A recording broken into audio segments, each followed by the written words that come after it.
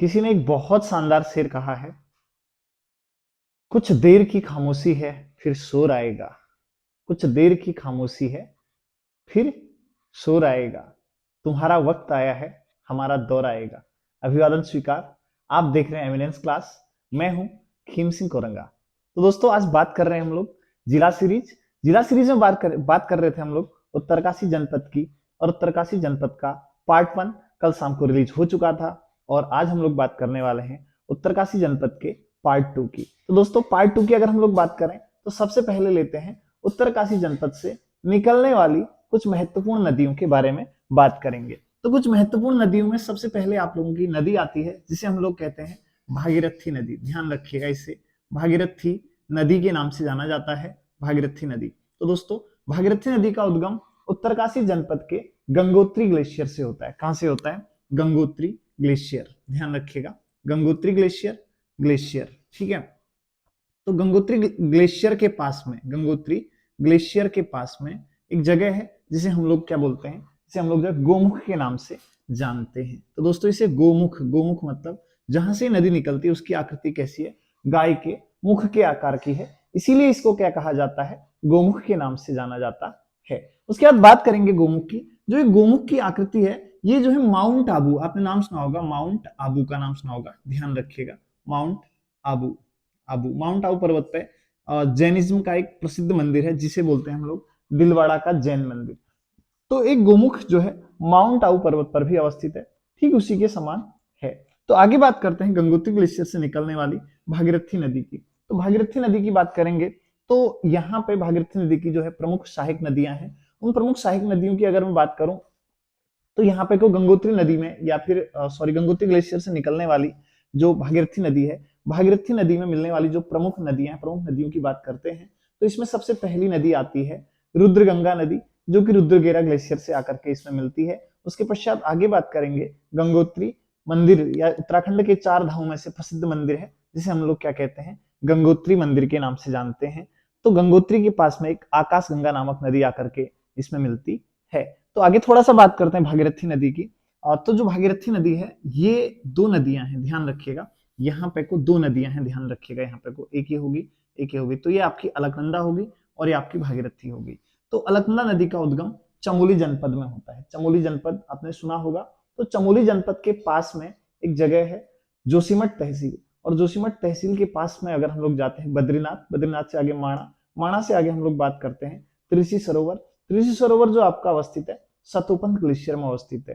तो सतोपंथ ग्लेशियर से अलकनंदा का उद्गम होता है और इसमें जो है पंच प्रयाग बनते हैं, ध्यान रखिएगा, पंच प्रयाग बनते हैं। तो इसके बारे में जब आप लोगों को आगे उत्तराखंड का नदी तंत्र पढ़ाऊंगा तो उत्तराखंड के नदी तंत्र में हम क्या करेंगे, इसके बारे में विस्तृत रूप से चर्चा करेंगे या फिर विस्तृत रूप से बातचीत करेंगे इसके बारे में। आगे बात करते हैं भागीरथी की। तो भागीरथी की बात करते हैं तो जो भागीरथी की कुल लंबाई है वह जो है आप लोगों को पता होगा 205 किलोमीटर है। यानी कि गंगोत्री से लेकर के देवप्रयाग तक इसकी कुल लंबाई कितनी है? 205 किलोमीटर है। और अगर हम लोग इसकी बात करते हैं यहाँ पे को जो देवप्रयाग है, देवप्रयाग में भागीरथी और जो अलकनंदा नदी है इसका संगम होता है।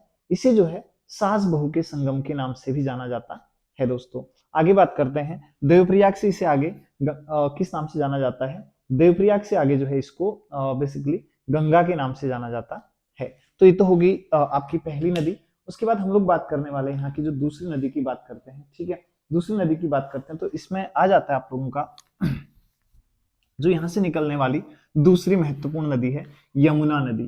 कौन सी नदी आ गई आपकी? यमुना नदी। तो दोस्तों यमुना नदी की बात करते हैं। यमुना नदी का जो उद्गम होता है बंदरपूंछ ग्लेशियर से। कहां से होता है? बंदरपूंछ ग्लेशियर से होता है, ध्यान रखिएगा, बंदरपूंछ ग्लेशियर से होता है। और इसके साथ ही अगर मैं बात करता हूं तो यमुना नदी को, ठीक है, यमुना नदी को कलिंदजा के नाम से जाना जाता है। यमी हो गया, कलिंदजा हो गया, आदि नामों से भी इसको जाना जाता है, या फिर जो है कालिंदी के नाम से, सूर्यपुत्री के नाम से भी इसको जाना जाता है। दोस्तों तो आगे बात करते हैं यमुना नदी की। बंदरपूंछ ग्लेशियर से निकलने के बाद ये क्या करती है? बेसिकली आप लोगों को पता होगा देहरादून, देहरादून के पास में एक जगह है, जगह का नाम सीधे सीधे मैं बताता हूँ, कालसी। तो कालसी के पास में अलकनंदा और यमुना और टोंस नदी का क्या होता है? संगम होता है दोस्तों। तो इसके संगम की बात करेंगे तो यहाँ पे को टॉन्स नदी भी जो है, टॉन्स नदी का जो उद्गम होता है, इसके बाद आप लोगों को बताने वाला हूँ। तो यहाँ पे पहली नदी यमुना नदी, दूसरी नदी आपकी यमुना नदी होगी, ठीक है। बंदरनुस ग्लेशियर से उद्गम होता है और इसकी जो लंबाई है, कुल राज्य में लंबाई है 138 किलोमीटर है, ठीक है, 138 किलोमीटर है। और जो यमुना नदी है वह जो गंगा की प्रमुख सहायक नदी है, और इलाहाबाद में यानी कि आधुनिक प्रयागराज में जाकर के क्या होता है, ये जो है गंगा नदी में मिल जाती है दोस्तों। उसके बाद आगे बात करेंगे, और ये जो नदी है राज्य में डाक पत्थर से क्या हो जाती है, उत्तराखंड राज्य से बाहर हो जाती है, ठीक है, डाक पत्थर के पास से। तो अब बेसिकली अब तीसरी नदी की बात करते हैं। अब तीसरी नदी आती है आप लोगों की, जिसे हम लोग बोलते हैं टॉन्स नदी। तो बेसिकली क्या होता है, जो टॉन्स नदी है, टॉन्स नदी जो है रूपिन तथा सुपिन नामक जो दो नदियां हैं, इन दो नदियों के आपस में मिलने के कारण, ठीक है, इन दो नदियों के आपस में मिलने के कारण इसे क्या कहा जाता है, टॉन्स कहा जाता है। और टॉन्स नदी का जो उद्गम होता है, टॉन्स नदी की जो एक शाखा है, इसका उद्गम जो है उत्तरकाशी से होता है, और जो इसकी दूसरी शाखा है, इसकी दूसरी शाखा का उद्गम कहां से होता है, हिमाचल प्रदेश से होता है।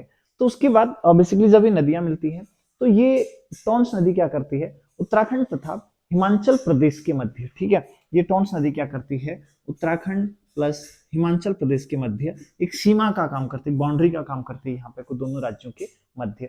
और इसके साथ साथ आगे बात करेंगे, यहाँ की जो एक अन्य प्रसिद्ध नदी आती है, इसे हम लोग कहते हैं कमल नदी, कमल नदी कहते हैं, कमल नदी। तो इसे जो है उत्तरकाशी की या पुरौला की जीवन रेखा के नाम से भी इसे जाना जाता है। किसको, कमल नदी को, किस नाम से, पुरौला की जीवन रेखा के नाम से भी इसे जाना जाता है। और इसके साथ ही आगे हम लोग बात करेंगे, तो इसमें जो प्रमुख रूप से आगे बात करेंगे, तो जो कमल नदी है, कमल नदी के तट पर पुरौला एक प्रागैतिहासिक कालीन यानी कि पीडब्ल्यूजी यानी कि बोलते हैं पेंटेड ग्रे वेयर।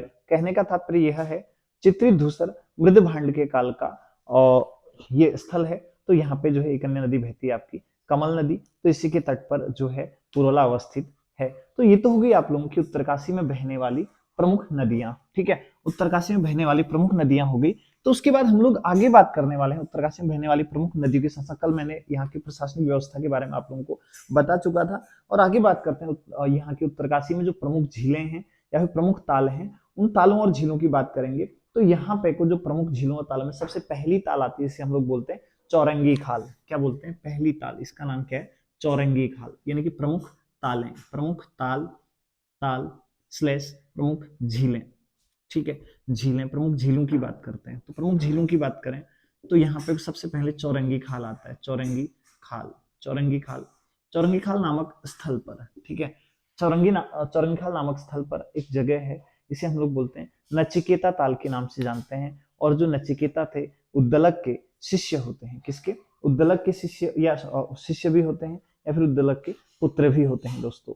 तो आगे बात करेंगे यहाँ पे को, तो यहाँ पे दूसरी ताल आती है केदार ताल, ठीक है, दूसरी ताल की बात करते हैं केदार ताल, केदार ताल, केदार ताल के बाद अगली बात करते हैं हम लोग तीसरा ताल, इसको बोलते हैं फाचकंडी, फाचकंडी बयां ताल। आप लोग मेरे साथ लिखना स्टार्ट कीजिएगा, फाचकंडी बयां ताल बोलते हैं। तो दोस्तों फाचकंडी बयां ताल की अगर हम लोग इसकी विशेषताओं को देखें, तो इसमें जो सबसे महत्वपूर्ण चीज आप लोगों की आ जाती है, उसे हम लोग बोलते हैं, ये जो है एक प्रकार का गर्म ताल है। कैसा ताल है, गर्म ताल है। ये आप लोगों के लिए क्या हो जाता है, महत्वपूर्ण हो जाता है। उसके बाद आगे बात करते हैं, तो एक और प्रसिद्ध ताल आता है, इसे हम लोग बोलते हैं चौथा, इसे हम लोग डोडी ताल के नाम से जानते हैं। किस ताल से, डोडी ताल के नाम से जानते हैं। तो दोस्तों जो डोडी ताल है, ठीक है, डोडी ताल है, डोडी ताल की जो सबसे महत्वपूर्ण विशेषता है, वो विशेषता है क्या, तो डोडी ताल की अगर हम लोग बात करते हैं, ये षटकोण के आकार की, कैसी है, षटकोण के आकार की है, यानी कि इसमें कितने, 6 कोने हैं, ध्यान रखिएगा 6 कोने के हैं। और इसमें जो है हिमालयन ट्राउन प्रजाति की, ठीक है,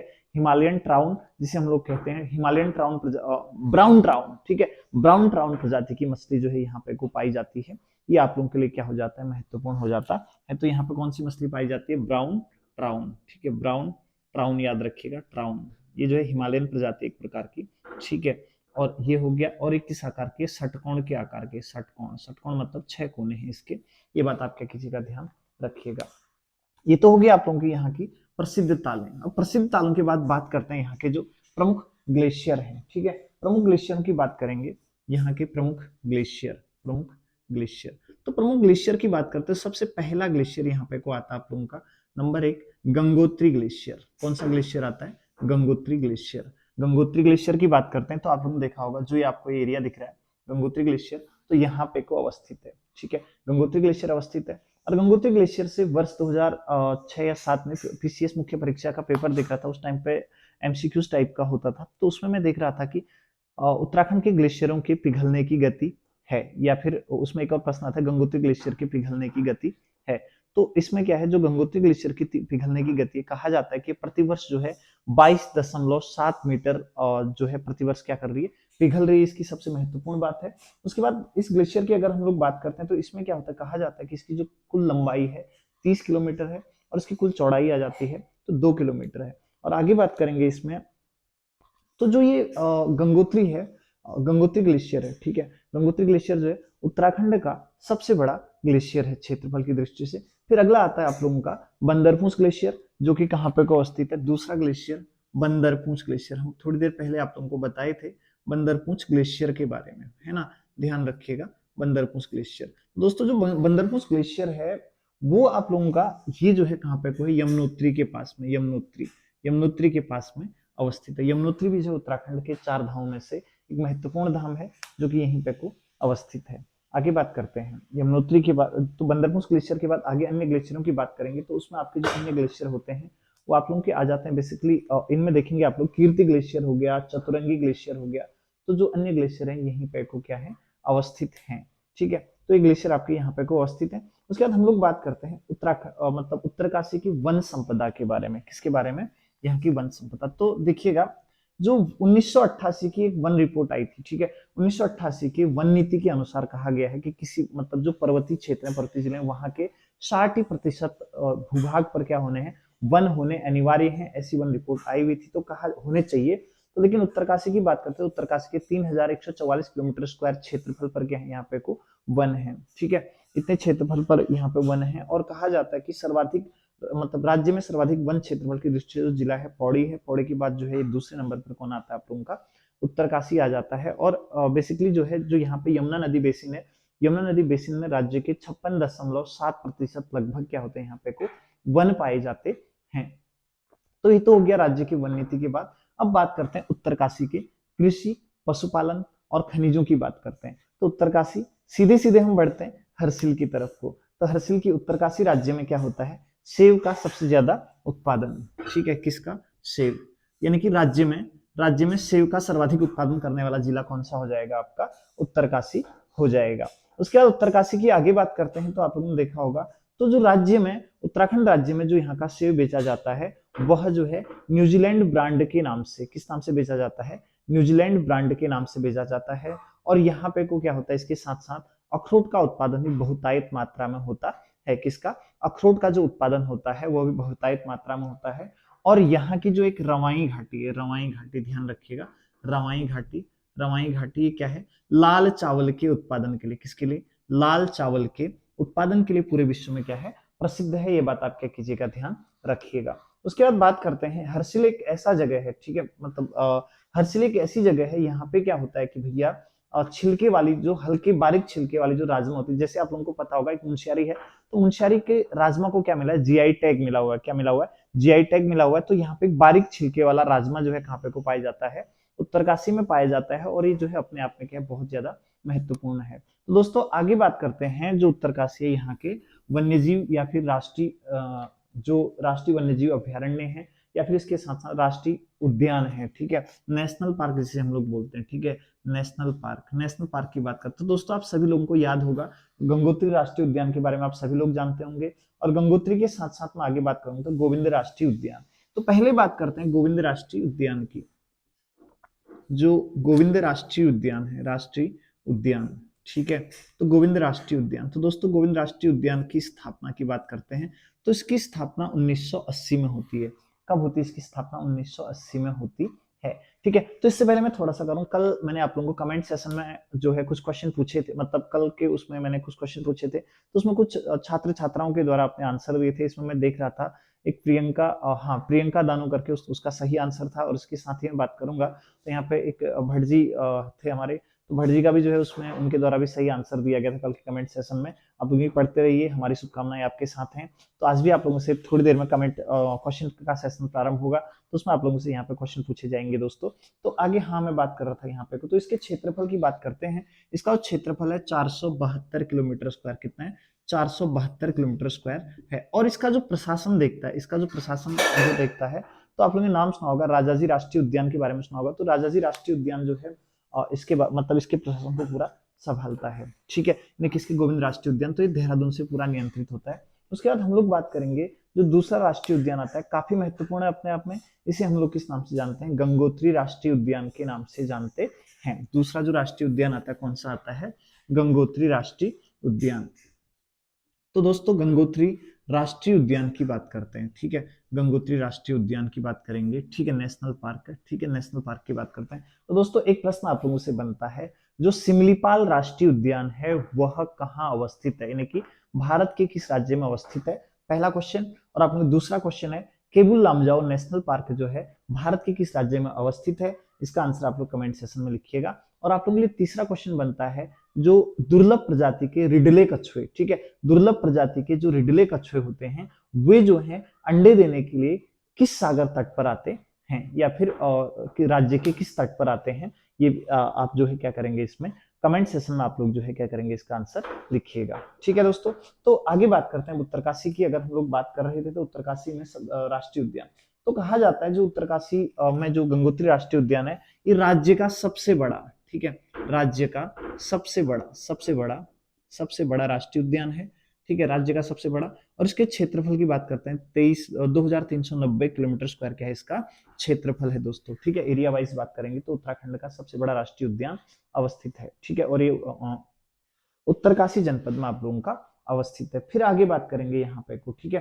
तो आगे हम लोग बात करते हैं गोविंद वन्य जीव विहार। यहाँ पे कोई वन्य जीव विहार भी है जिसका नाम क्या है, गोविंद वन्य जीव विहार। और गोविंद वन्य जीव विहार की स्थापना की अगर मैं बात करता हूँ तो इसकी स्थापना 1955 में की जाती है। और राज्य का सबसे पुराना, ठीक है, राज्य का सबसे पुराना वन्य जीव विहार है। और इसके साथ ही इसकी जो स्थापना होती है 1955 में होती है। तो यहाँ पे को एक दो राष्ट्रीय उद्यान है, गंगोत्री राष्ट्रीय उद्यान, और गंगोत्री के साथ साथ आप लोगों को पता होगा, मैंने आप लोगों को इससे पहले बताया था, और जिसे हम लोग किस नाम से जान रहे थे, इसे हम लोग जो है गोविंद राष्ट्रीय उद्यान के नाम से जान रहे थे। फिर तीसरा आपका गोविंद वन्य जीव विहार आपका हो गया। तो ये तीन चीजें आप लोगों के लिए उत्तरकाशी में याद रखने योग्य क्या है, बहुत महत्वपूर्ण तथ्य हैं, ठीक है। तो भारत सरकार के द्वारा यहाँ पे को स्नो लेपर्ड योजना 1990-91 में चलाई गई थी, ठीक है। स्नो लेपर्ड को बचाने के लिए जो परियोजना थी 1990 और 91 में चलाई गई थी, ये आप लोगों के लिए क्या हो जाता है, बहुत ज्यादा महत्वपूर्ण हो जाता है। और गोविंद विहार की अगर ये जो है पहले जो गोविंद विहार में चलाई गई थी, ये भी याद रखिएगा। और गोविंद वन्य जीव विहार की सबसे महत्वपूर्ण बात क्या है, यहाँ पे को जो है मूंछ वाले, ठीक है, यहाँ मूंछ वाले गिद्ध पाए जाते हैं, ठीक है। तो आपसे प्रश्न पूछ लेगा कि उत्तराखंड के किस वन्य जीव अभ्यारण्य में मूंछ वाले गिद्ध पाए जाते हैं, आपसे प्रश्न पूछ सकता है दोस्तों। तो आगे बात करेंगे इसके साथ ही जो उत्तरकाशी जनपद के प्रमुख बुग्यालों की या फिर पयार या फिर बुग्यालों की बात करेंगे। तो बुग्याल का मतलब क्या होता है, उच्च हिमालयी क्षेत्रों में, ठीक है, लगभग समुद्र तल से 3500 से अधिक ऊंचाई पर स्थित जो घास के मैदान होते हैं, उन घास के मैदानों को क्या कहा जाता है, बुग्याल या पयार के नाम से जाना जाता है। और कश्मीर में इसे मर्ग कहा जाता है, ठीक है, मर्ग कहा जाता है, जैसे गुलमर्ग, सोनमर्ग आप लोगों ने नाम सुना होगा। तो यहाँ पे को जो घुमंतु ट्राइब्स होती है, एक प्रकार की जो जनजातियां होती हैं, वो क्या करती हैं, अपने पशुओं को चराने का काम करते हैं, माइग्रेशन करती हैं, ठीक है। यानी कि यहाँ पे मौसमी प्रवास करते हैं, जैसे कि शीतकालीन सत्र जो मौसम होता है उसमें जो है नीचे मैदानों की तरफ को आ जाते हैं। जब ग्रीष्मकालीन मौसम आता है तो उच्च हिमालय क्षेत्रों की तरफ को चले जाते हैं। तो इनमें गद्दी हो गया, बकरवाल हो गया, भोटिया हो गया, इस प्रकार की जनजातियां प्रमुख रूप से आ जाती हैं, और अनवाल हो गया, ठीक है। तो आगे बात करेंगे बुग्यालों की बात करते हैं, यहाँ पे केदार बुग्याल हो गया और पवाली कांठा हो गया। और पवाली कांठा के साथ साथ यहाँ बुग्यालों की बात करते हैं, दियार और पुठारा बुग्याल हो गया, चाइशील बुग्याल हो गया, और एक महत्वपूर्ण बुग्याल है देक्यारा बुग्याल बोलते हैं, इसको क्या बोलते हैं, देवक्यारा बुग्याल बोलते हैं, जिसको जो है वर्ष 2019 में ट्रैक ऑफ द ईयर घोषित किया गया था। क्या घोषित किया गया था, ट्रैक ऑफ द ईयर घोषित किया गया था। तो ये आप लोगों के लिए क्या हो जाता है, महत्वपूर्ण हो जाता है, ठीक है। तो फिर इसके साथ ही अगर हम लोग बात करते हैं दियारा बुग्याल, तो दियारा बुग्याल की बात करते हैं तो ये अपने आप में क्या है, बहुत महत्वपूर्ण बुग्याल है। शीतकाल में क्या होता है, यहाँ पे स्कीइंग का प्रशिक्षण दिया जाता है। शीतकाल में क्या होता है, स्कीइंग का प्रशिक्षण दिया जाता है। और इसमें जो महत्वपूर्ण होता है, आपने नाम सुना होगा, आप लोगों ने एक चंद्रप्रभा एतवाल के बारे में नाम सुना होगा। किसके बारे में? चंद्रप्रभा एतवाल के बारे में सुना होगा। तो कहते हैं कि चंद्रप्रभा एतवाल के द्वारा ही देरा बुग्याल को विश्व के पर्यटन मानचित्र पर लाया गया था। ये क्या हो जाता है आप लोगों के लिए, महत्वपूर्ण हो जाता है।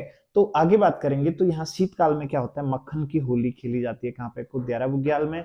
और यहाँ पे एक अडूड़ी करके एक उत्सव है, ये भी मनाया जाता है। तो ये चीजें आप लोगों के लिए क्या हो जाती है, यहाँ पे को महत्वपूर्ण हो जाती हैं। और इसके साथ साथ मैं बात करूंगा तो यहाँ पे एक वो है देरा बुग्याल हो गया आप लोगों का। तो उसके बाद दोस्तों आगे फिर यहाँ के प्रमुख पर्यटन स्थल वगैरह वगैरह आते हैं, और प्रमुख स्थल मंदिर हो गया। तो अब प्रमुख स्थलों की बात करते हैं। तो आपने नाम सुना होगा हर्षिल। हर्षिल को जो है भारत का एक मिनी स्विट्जरलैंड कहा जाता है। क्या कहा जाता है? भारत का मिनी स्विट्जरलैंड। किसे कहा जाता है दोस्तों? हर्षिल को कहा जाता है। ध्यान रखिएगा, यहाँ पे को स्थित है हर्षिल।